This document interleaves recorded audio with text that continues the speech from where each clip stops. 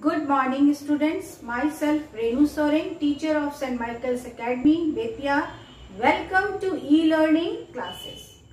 बच्चों, आज मैं आप लोगों को क्लास 9 की व्याकरण पुस्तक से अलंकार पढ़ाने जा रही हूँ।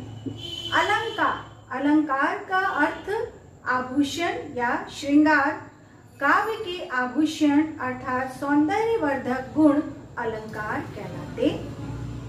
अलंकार का तात्पर्य है आभूषण या श्रृंगार। काव्य में आभूषण अर्थात सौंदर्यवर्धक गुण अलंकार कहलाते। अलंकार स्वयं सौंदर्य नहीं होते हैं। अलंकार खुद में वो कोई सौंदर्य नहीं होते हैं, वे काव्य के सौंदर्य को बढ़ाने वाले सहायक तत्व होते हैं। अलंकारों के योग से काव्य जो है वो मनोहारी बन जाता है। कवि विभिन्न प्रकार के प्राकृतिक चीजों से अपने काव्य में चमत्कार उत्पन्न करने के लिए विभिन्न प्रकार के शब्दों से अपने काव्य को वो अलंकृत करते हैं। अलंकार के दो भेद होते हैं, शब्दालंकार और अर्थालंकार। काव्य में शब्द और अर्थ दोनों की बराबर सत्ता रहती है, अतः कहीं शब्द प्रयोग के कारण काव्य में सौंदर्य उत्पन्न होता है तो कहीं अर्थ चमत्कार के कारण, कहीं शब्दों के कारण और कहीं अर्थों के कारण काव्य में चमत्कार उत्पन्न होने के कारण। जहाँ शब्द के कारण चमत्कार उत्पन्न होता है वहाँ शब्द अलंकार होते हैं और अलंकार होते हैं। इसके विपरीत जहाँ अर्थ के कारण काव्य में आकर्षण आता है वहाँ अर्था अलंकार होता है। तरनी तनुजा तट तमाल तरुवर बहु छाई, काली घटा का घमंड घटा।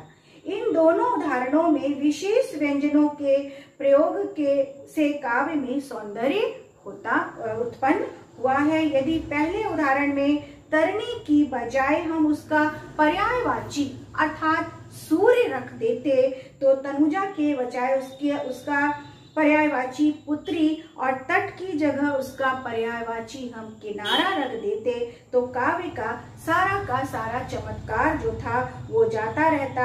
इसी भांति दूसरे उदाहरण में घटा की जो पुनरावृत्ति है वो से ही काव्य में सौंदर्य आया है। यदि इनकी जगह इसका कोई अन्य हम पर्यायवाची रख दिया जाए तो इसका सौंदर्य जो है वो समाप्त हो जाएगा। आशय यह है कि दोनों उदाहरणों में शब्दों के कारण सौंदर्य उत्पन्न हुआ है, अतः इनमें शब्दा अलंकार है। इन दोनों उदाहरणों में अब हम अन्य उदाहरण देखेंगे तब तो बहता समय शिला सा जम जाएगा। सिंधु सा विस्तृत और अथक। इन दोनों उदाहरणों में शिला सा तथा सिंधु सा के अर्थ के कारण चमत्कार उत्पन्न हुआ है। यदि इनके स्थान पर क्रमशः चट्टान तथा सागर शब्द रख दिया जाए तो भी अर्थ में अधिक अंतर नहीं आएगा, इसलिए यहाँ अर्था अलंकारों का प्रयोग हुआ है। अब हम देखेंगे अलंकारों के भेद में शब्दालंकार और अर्थालंकार। शब्दालंकार का सबसे पहला भेद है अनुप्रास अलंकार। अनुप्रास अलंकार यह शब्दालंकार के अंतर्गत आता है। जहाँ व्यंजनों की आवृत्ति के कारण काव्य में चमत्कार उत्पन्न होता हो वहाँ अनुप्रास अलंकार होता है।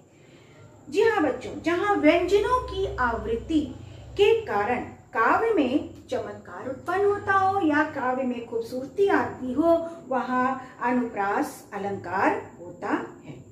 जैसे तरनी तनुजा तट तमाल तरुवर बहु छाई, यहाँ पर त की आवृत्ति बार बार हुई है अर्थात यहाँ पर अनुप्रास अलंकार है।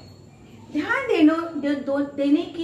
देने योग्य बात यह है कि व्यंजनों की आवृत्ति में कोई एक निश्चित नियम होना चाहिए, एक क्रमबद्धता होनी चाहिए। या तो ये शब्द के प्रारंभ में लगते हैं या ये का मध्य में लगते हैं या फिर अंत में तक व्यंजनों की आवृत्ति होनी चाहिए, वहां अनुप्रास अलंकार कहलाता है। दूसरा भेद है, दूसरा अलंकार है यमक अलंकार। वह शब्द जो पुनि पुनि परे अर्थ ही भिन्न। इसका अर्थात जहां एक शब्द बार बार आता हो परंतु उसका अर्थ बदल जाता हो, वहां यमक अलंकार होता है। जैसे काली घटा का घमंड घटा।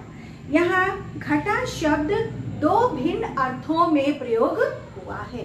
एक घटा वर्षाकालीन घटा और दूसरी घटा अर्थात कम हो जाना। पहली बार बादलों के जमघट के लिए तथा दूसरी बार कम हुआ के लिए यहाँ यमक अलंकार प्रयोग हुआ है। तो जहाँ शब्द बार बार आए किंतु उसका अर्थ जो है वो परिवर्तित हो जाए, बदल जाए, वहाँ यमक अलंकार होता है। कनक कनक ते 100 गुनी माँ दत्ता अधिकाए, वा खाए बौराए जग या पाए बौराए। तीसरा है श्लेष। श्लेष का अर्थ है चिपकना।